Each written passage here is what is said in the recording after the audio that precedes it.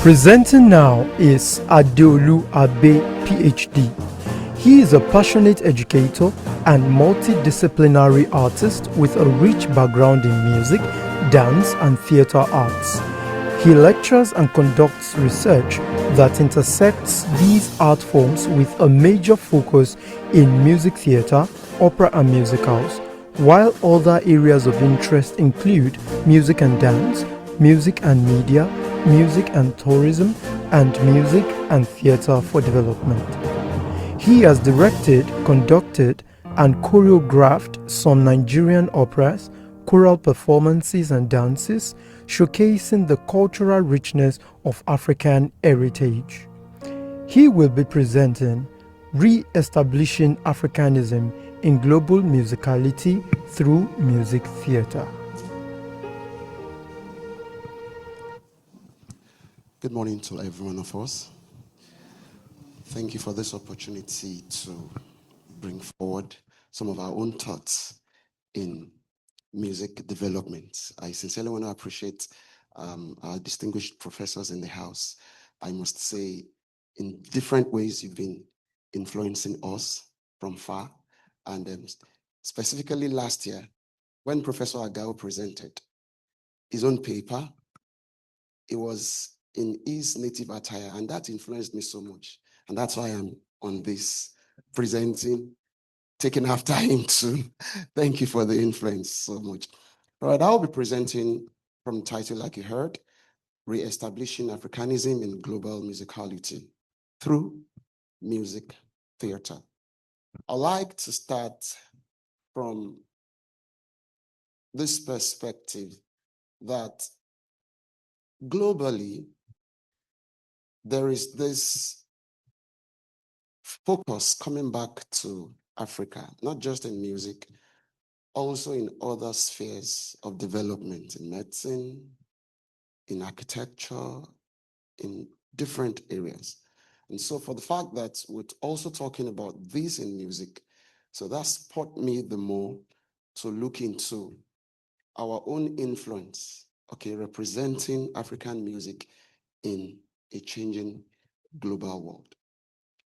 In addition, just briefly before I present this paper, because I'll be talking from the perspective of this short video that I'll be showing us, and I'll always go back to it and pick one or two things from it. So please, in a few minutes, try and enjoy this video. It's a presentation of the choral piece and kind of some actions were placed on. Can we have, okay, the audio is on, okay. Like I said, it's a presentation of choral piece, but a short action was placed on it. Please bring it low, it will soon come. Okay? And my observation while presenting this piece was that the audience appreciated the presentation more than presenting it as a choral piece. Absolutely. The title of the piece is Messiah Babami by Adeolu. The lady beside the organist was captured, arrested for only God knows the reason, and was put in a custody, before the music began. So it is seen that she is in a custody before the piece began.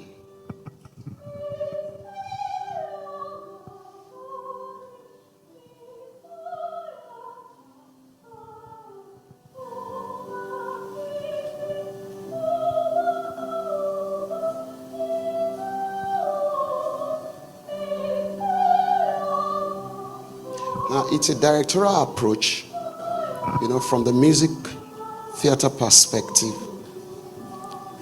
reinterpreting the music as someone in custody, So while in custody, she was communicating to God, you know.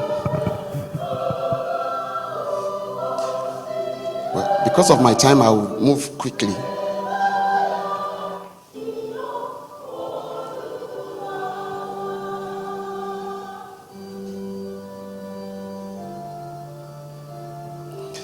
And for those of us who are conversant with the story in the scriptures, when Paul and Silas prayed, something happened.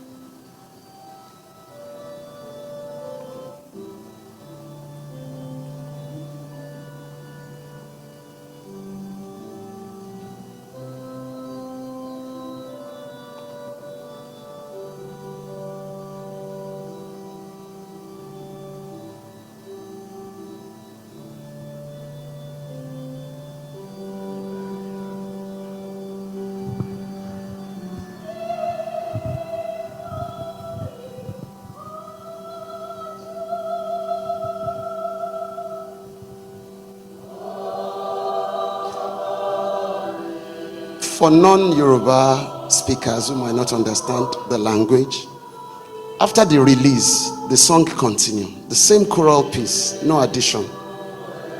Then she was expressing that God released. Expressing God release.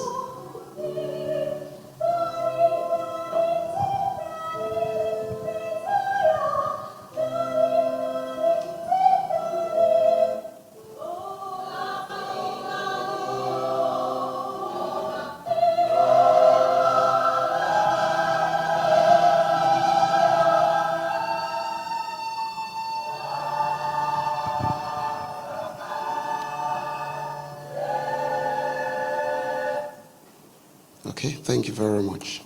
That was a presentation by Music Department, Adeyemi, Federal University of Education. So let's go straight into the paper. It says, reestablishing Africanism in global musicality through music theater. Introduction. Globalization has greatly influenced cultures, including music, in its entirety. We all know that what is famous in the media and all over the place, we could see so much influence from the Western culture. And in this introduction, I was able to say authentic meaning in African music seems giving way to globalization in many ramifications. The music, the beat, the harmony, we have so much of influence from, probably the Western nations and in so many ramifications. So this has greatly reduced African music authenticity. And even today, what is generally known as African music, has a lot of mixture with, influence from here and there. So, and I said, younger generations have little or no idea of authentic sonic experience of what is called African music. This is what Adeolu called colonialism of African music. So we are not just colonized, politically or geographically, we are also colonized in the music. Adeolu discussed this extensively. This paper therefore proposes a rekindling of Africanness in African music. Let's move straight to the theoretical or conceptual frame. In this paper, we use what is called, what we know as theatrical musicology.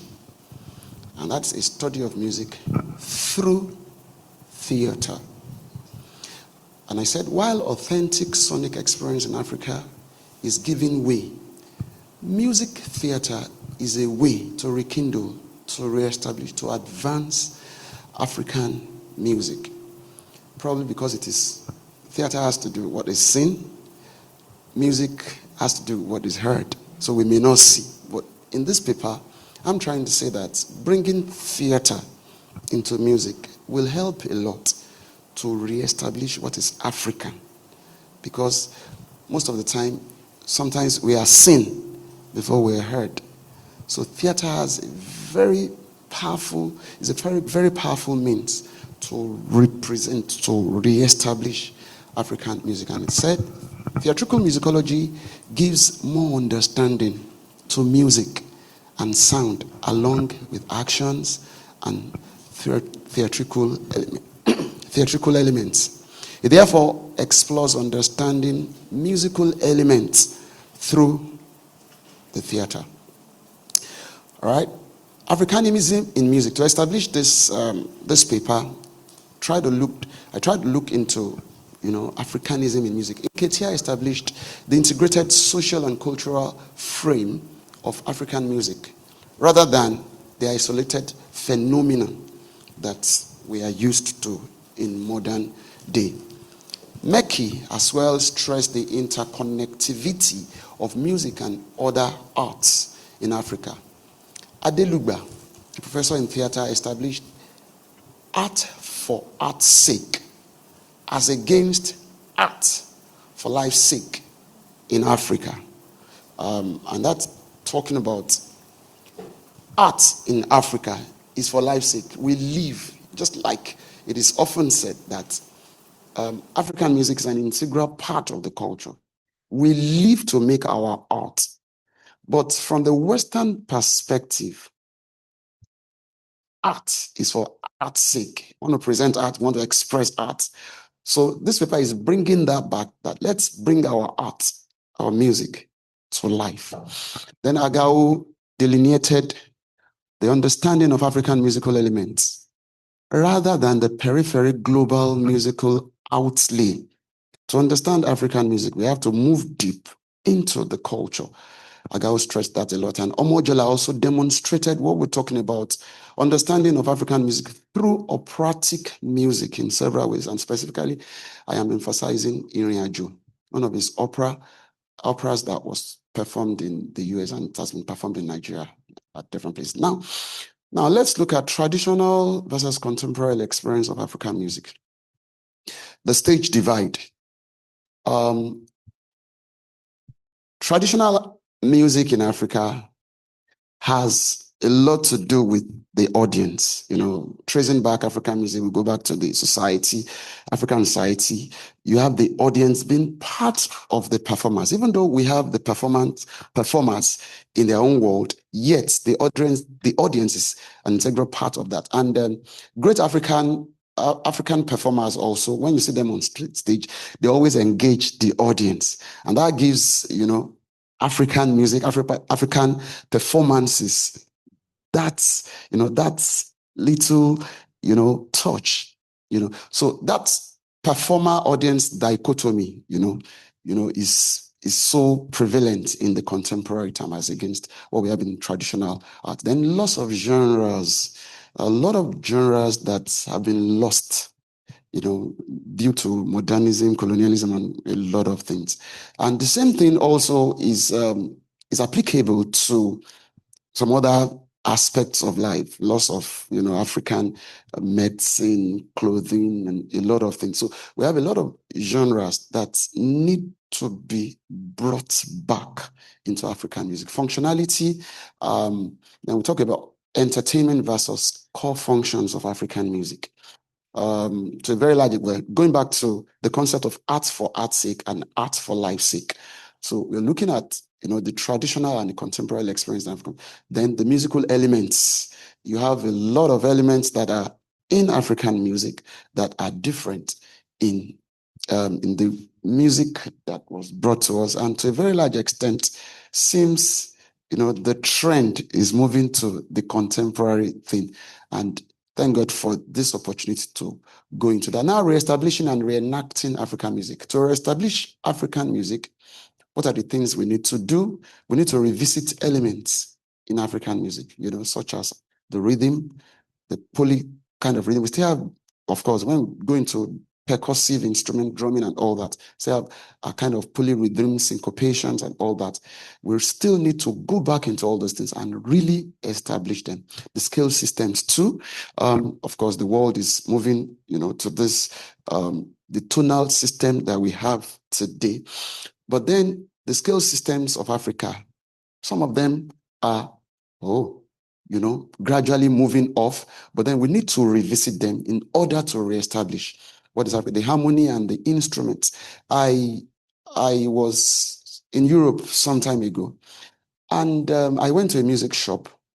To my greatest surprise, even some African instruments that we talked about in classroom that I never saw, I saw them in shops in Europe.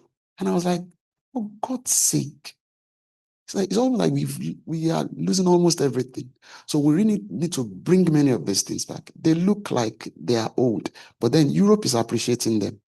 The Western world is appreciating them. So we, who are the custodian of these things, we need to bring them back. Then we need to explore the social media in propagating African music. And finally, the music theater approach, just like you saw in that short presentation. That little action that preceded or that went along with that choral performance made a meaning, a stronger meaning, because I observed the audience, they could relate more with that performance rather than performing it strictly as choral music. All right. Then finally, in conclusion, he said, African music, like music from other world cultures, has a place in humanity. And I said, Africans are the custodian of this music.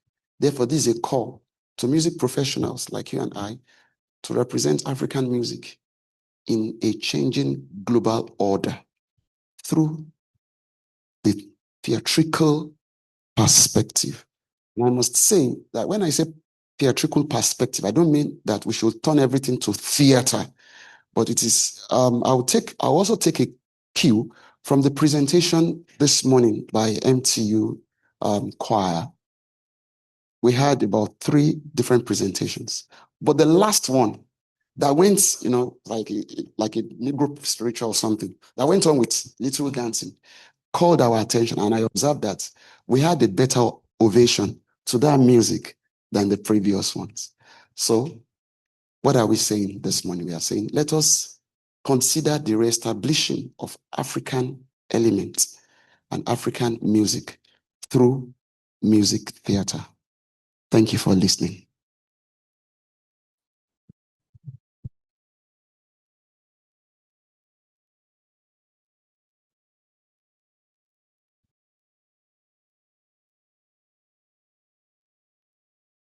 Thank you so much, Dr. Abe. Thank you so much for listening. Now let me just sit down.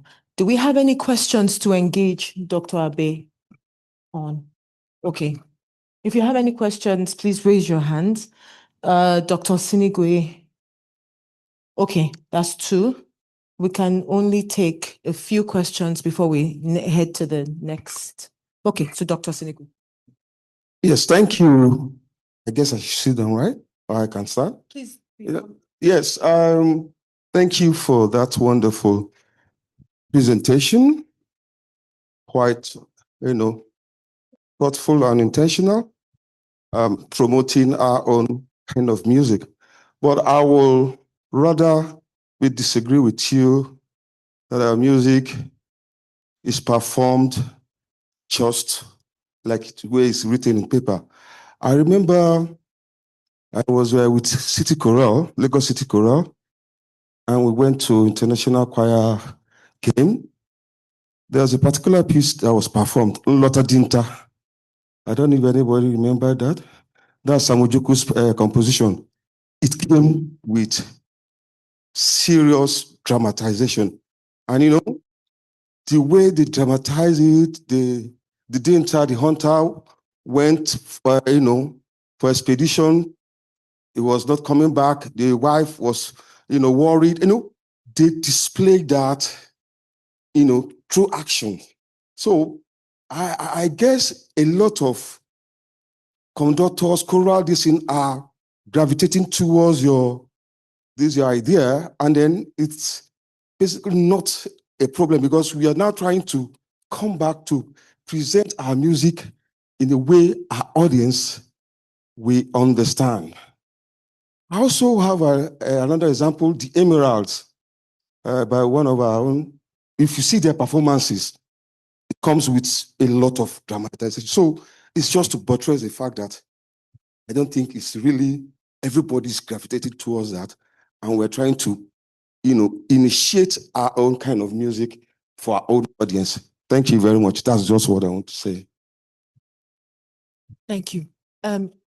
Please, let's take Dr. Agawu. Sorry, sir. I just wanted to ask you if you think there may be some disadvantages to a theatrical interpretation of a non-theatrical piece. In other words, what do we lose when we make the actions explicit? See, one argument could be that when you don't make the argument explicit, in other words, if you don't have somebody standing off, being in chains and being released and so on, the reception resides in the mind of the listener. And because there are many of us, we have many or slightly different ideas about what's going on. When you particularize it in the way that your example did, it curtails the interpretive space.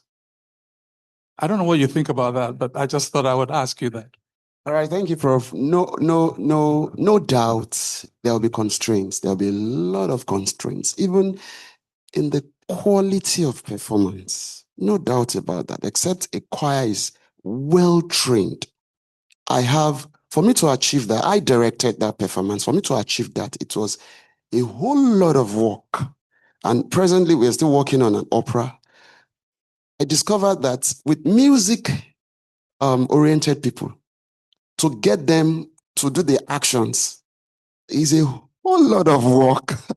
Unlike I also teach in drama, in theater arts. Now, the challenge I also have with drama people is that they can't sing as beautiful as music people. So we must look for a way in between. Definitely there will be a lot of, and I've watched South African performances. With their energetic dance and movement, they still sing very well. So I came to the conclusion that it's about orientation. As we train people, if they are trained along, they will get it. But no doubt there will be a lot of challenges, sir. Thank you so much. Thank you, Dr. Abe. We have just 2 minutes more for the questions and the responses. Thank you. Thank you, Doctor, for the wonderful presentation. My question is what are the fusion challenges that one may face while trying to embark on this or trying to adopt this kind of presentation, African music presentation, to fuse theatrical performance with music? Most especially, what are the challenges you encountered while trying to do that? And then the advice with the upcoming composers. Thank you. All right. Thank you so much. I am very sure Professor Mojola will help me out because he has better experience. Nonetheless, of course, he's one of my mentors.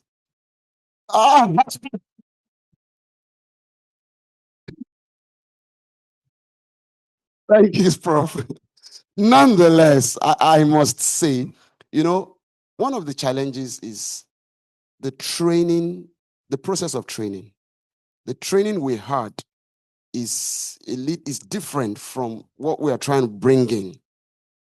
Training, timing, professionalism too.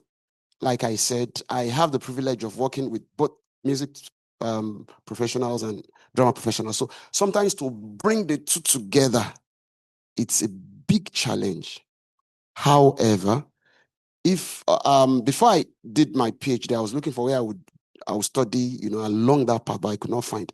So all I did was that I did music separately, I did drama separately, and within me, I've been trying to combine that idea. And to a very large extent, I've been, getting better by the day. It's in Nigeria, it's like a new path we're trying to claim. It's not that there's not been operas before now. University of Ilorin have been doing so much well, and University of Nigeria, they keep on, chunking out operas, but then it has not been widely, I wouldn't say accepted, but it has not been widely practiced. So we're still working hard to carve the path to, to follow the steps of Professor Mojola and few others.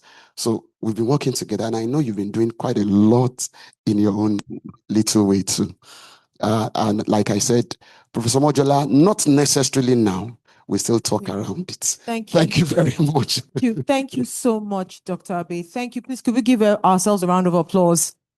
Okay, so right now we'll move on to the next conversation. Thank you so much.